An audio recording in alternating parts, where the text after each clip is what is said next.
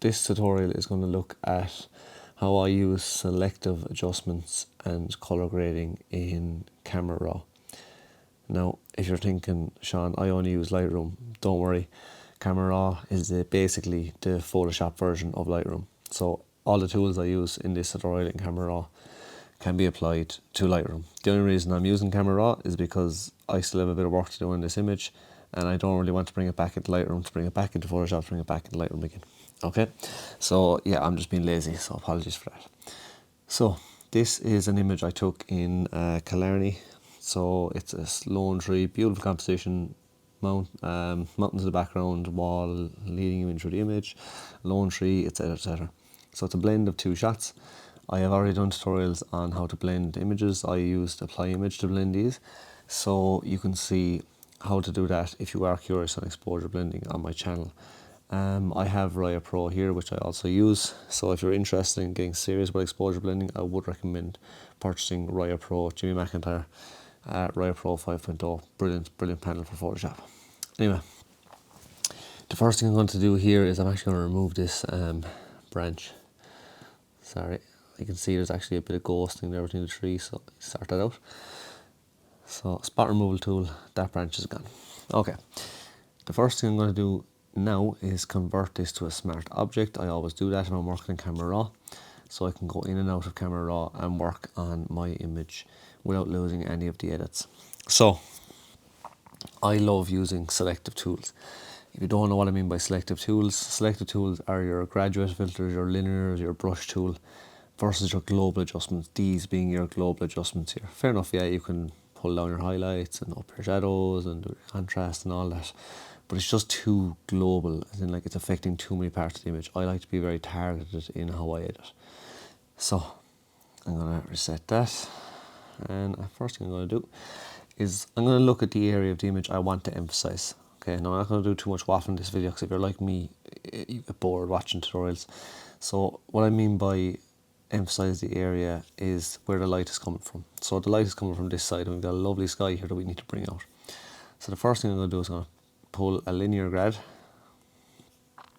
down from the top right, and I'm going to really make this kind of a moody, kind of a contrasty edit now, because those are my favourite ones. And something like that. The reason I angle it is because I want to keep a light here for a radial filter. I'm going to get another linear grad, I'm going to pull that up from the bottom, and I'm going to reduce the exposure on that. Excellent. Now we've already created a much more moodier scene. The next thing I'm going to do is going to go for a radial filter. I'm going to pull a radial filter like that over my landscape, the sky, the mountains, sorry, and I'm going to up the white balance on that. Now this is where kind of the colour grading starts, and I'm also going to increase the tint, give it a bit more of a magenta glow. Now I want to kind of, there is light coming through valley, I want to emphasise that light a bit more, so what I do here is I up the blacks, and I'm going to up the whites. Okay, and I'm slightly clipping my whites there now, but look, that doesn't really bother me, to be honest. Just like that. Okay, perfect. Maybe bring the blacks down a tiny bit more. Okay, so now I've emphasised the light coming in from this side of the image. Okay, and I'm going to increase saturation on that.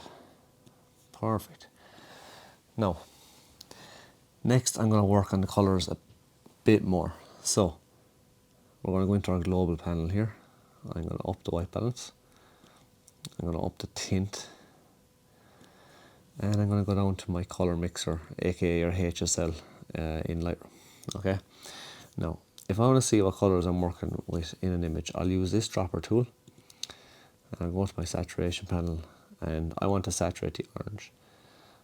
Okay, now you could easily just have gone here, because fair enough, it is going to be orange, but if you're unsure what colours you're working with, like up here, I'm not really sure what colour this is, so I can see those are more my reds and my magentas. Okay, so I want to make them a bit more saturated. Up here, those are my blues, so if I want to desaturate my blues, which I will in a minute, I can do that. Okay, now I've already saturated my sky, that's fine. I want to work on the blues now a small bit, so I want to take that tiny bit of a blue hue off of it. I love that kind of pale grey to blue, kind of icy blue look. It looks really good. It complements colours in the sky really well. Okay, that's looking quite good. I want to create a bit more orange tones here in the grass, so I'm going to pull that down here. And my greens, I'm also going to pull them more down towards the yellows. Perfect. I'm going to go back up here now. That's my colour grading more or less done. Another linear gradient. I'm going to pull that up from the bottom. You're probably just thinking, why don't I just use vignettes? And I could use vignettes, but I just feel I have a bit more control when I'm using grads like this. That one from the top right, I'm going to pull that down a bit more. Bit of contrast. There we go. And as the image progresses, you'll kind of become a bit more tuned into what you want, you know. See, I'm going to put the contrast down, or way up now in that. I'm going to up the exposure. Now I have a small bit of clip in there, which is, if you're like me, you don't worry too much about the rules. I don't see anything wrong with that sky, to be honest. Okay, now, we literally have done all that with just selective adjustments and colour grading. Now I go into my global adjustments and I'll pull down the shadows a bit. I'm going to get my blacks, not too much. I'm going to my vibrance. Perfect. Do you know what? I'm actually going to up the shadows. I'll leave them as they are because I want to bring out a small bit of detail in that tree there. Okay, that's looking quite good. The last thing I'll do here, I'm just kind of looking at it, is I'm going to get my brush tool. I'm going to up the white slightly, and I'm just going to paint in a bit of light here. And I'm going to bring down the blacks. Just like that. That's looking fairly good. Small touch of contrast. What you could do if you wanted to as well is, sometimes I do this with the, wherever you're emphasising a bit of light, just bring the clarity down a touch, just to give it that bit of glow. Perfect. And that's that. This one here, I'm actually going to turn this a tiny bit.